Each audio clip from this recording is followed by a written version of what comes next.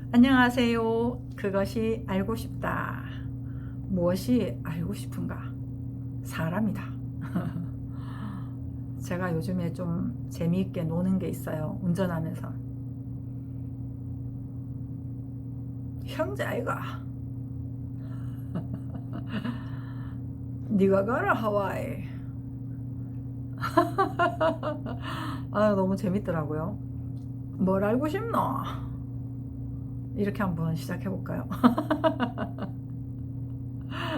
저는 그렇습니다. 저를 알고 싶었어요. 사람.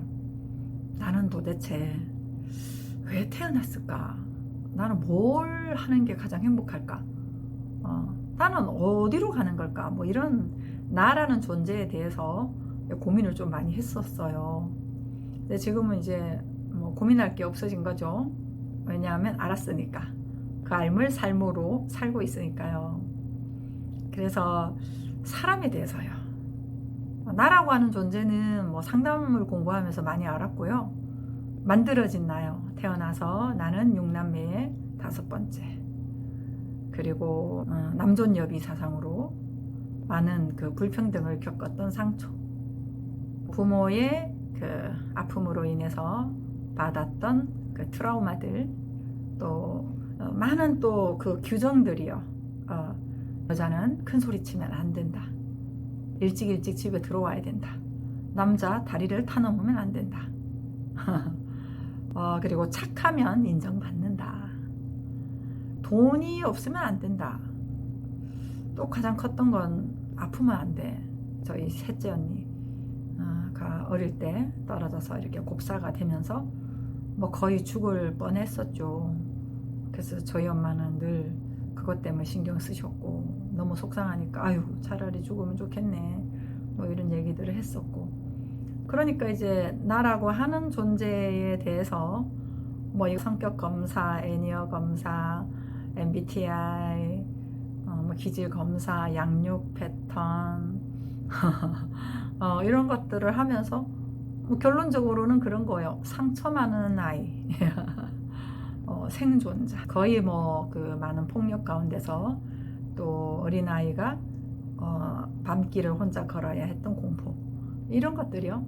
그러한 많은 환경과 배경과 양육 그 패턴들과 이런 것들에서 인정을 거의 받지 못했던, 따뜻하게 보살핌을 받지 못했던, 그러면서 이제 또 나름대로 살아가려고 많이 애쓰고 노력했던, 뭐 거기에서 강점을 찾기, 이런 것들도 많이 했죠.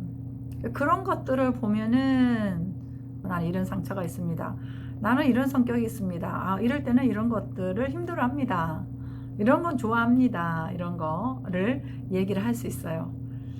그런데 그 나라고 하는 아주 못마땅한 뭐 좋은 것보다는 안 좋은 것들이 많죠. 물론 상담을 하면서도 좋은 기억들이 많이 떠오르긴 했어요.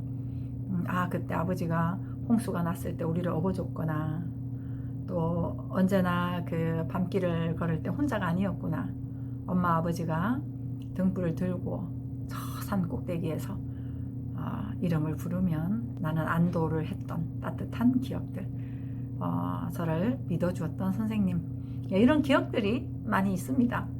많이 있는데 좋은 기억, 안 좋은 기억, 어떤 그런 것에 비할 바 없는, 변함이 없는 사람의 사실, 있는 그대로 충분하다, 문제가 없다 라고 하는 그 에덴에서의 그 사실 말이에요. 이러이러해서 잘했다, 이러이러해서 못했다, 이런 상대적이고 부분적인 정체성 말고요, 이러하든 저러하든 그 속성 자체가 문제가 없는 그런 존재가 사람이다 라고 하는 이 부분이 삶으로 펼쳐지는 것을 말하는 거죠. 그러니까 삶으로 펼쳐진다라고 하는 이야기는 무슨 얘기냐면, 내가 막 슬퍼할 때 인정하고, 내가 이런 상처가 있어서 두려워하지, 그러면서 그 두려움도 인정을 하고, 또 내가 뭐 아프거나 이게 힘들거나 그럴 때 이런 상처 때문에 그래 하고 이런 자질구레한 그런 것들 말고요. 그냥 괜찮아 하고 치고 나갈 수 있는 거 말이에요. 그냥 왕같은 제사장이야 하고 선포하는 거 말이에요. 새로운 피조물이다 라고 하는 걸로 밀고 나가는 거 말이죠. 이러한 삶들을 계속 관심 가지고 연습을 하면 그냥 그 완성된 완성체로서 삶을 살게 되니 구름 왜 이래 구름을 해결하고 또 벗겨내고 이것이 아니라 구름 위에 하늘을 인식하면서 살아가니까 점점 삶이 어떻게 되겠습니까? 하늘이 되겠죠.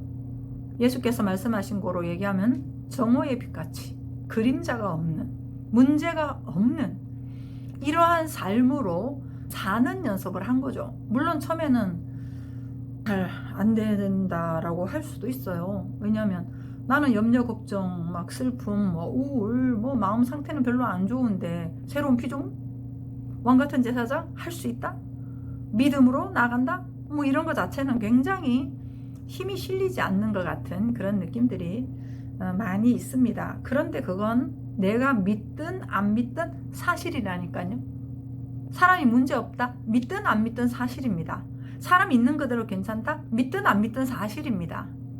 어떠해도 괜찮다? 믿든 안 믿든 사실입니다. 이러한 분명한 속성을 인지를 하고 그 속성에만 계속 관심을 가지는 거죠. 문제를 해결하려고 하는 게 아니라 내가 이런 질투가 있네. 이 질투를 어떻게 하면 해결할 수 있을까?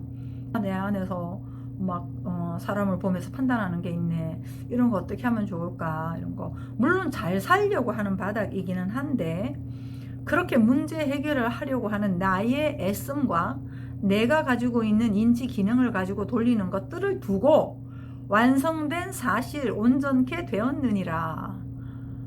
이전 것을 지나갔으니 보라 새 것이 되었도다 하는 여기에다가 계속 관심을 굽는 거예요. 관심이요. 관심.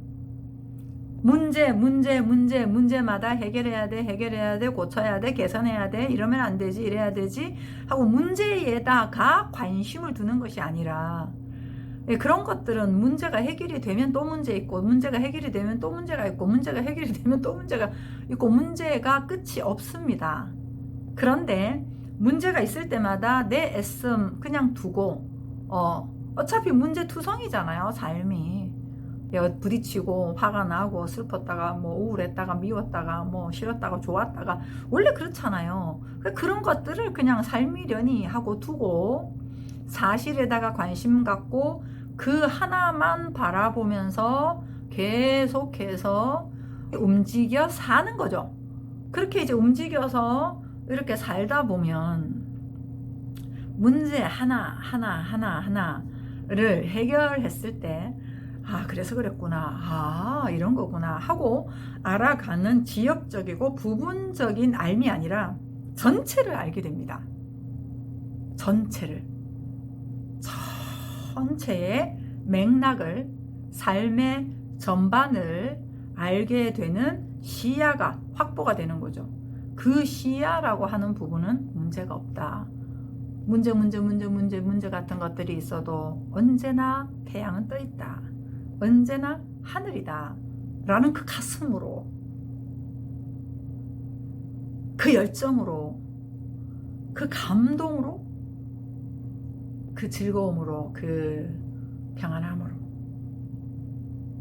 이러한 시각으로 삶을 구기지 않고 어떤 일에 대한 가치 평가를 두지 않고 청소를 하든 길을 걷든 운전을 하든 강의를 하든 상담을 하든 누구를 만나든 똑같이 소중한 스스로의 삶으로 그러면 일상 자체가 꽉 차 있는 거죠. 그렇지 않겠습니까? 우리는 이거는 좀 그냥 대충 해도 되고 이건 준비를 확 해야 되고 이렇게 호불호로 삶을 살아가니까 꽉 찬 느낌은 아니거든요. 내가 부여한 상황이나 이런 환경에 대해서 내 느낌을 충분히 살 것인가, 여기는 대충 살 것인가 라고 하는 부분을 이미 우리가 판단하고 있었기 때문에 대충 하고 넘어가는 게 있는가 하면, 어떤 부분은 막 그냥 절실하게 사는가 하면, 이게 구분이 있으니까 미진한 느낌들이 자꾸 쌓이거든요. 그런데 내 웃는 거 하나까지, 밥 먹는 거, 커피 마시는 거, 이렇게 앉아서 영상 찍으면서 나누는 거, 이게 삶의 전부다.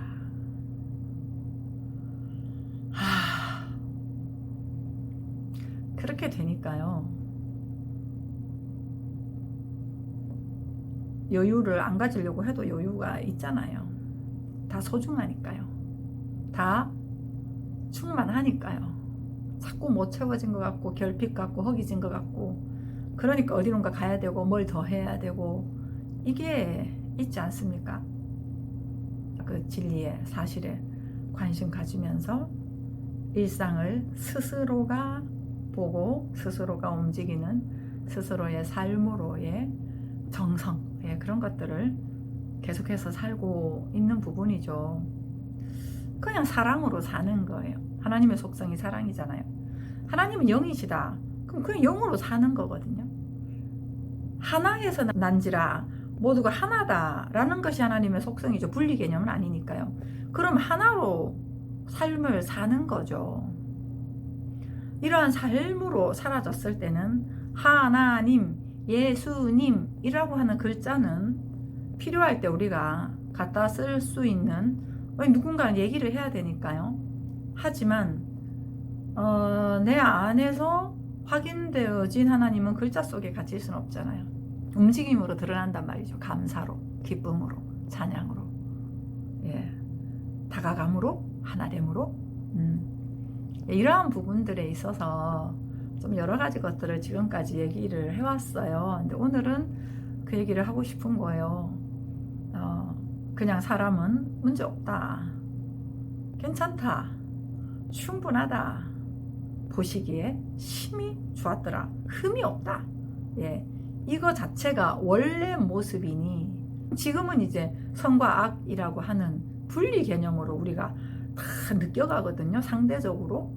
그러니까 그 분리 개념과 상대적인 개념 안에서는 해결책 없습니다. 왜냐하면 기준이 달라서요.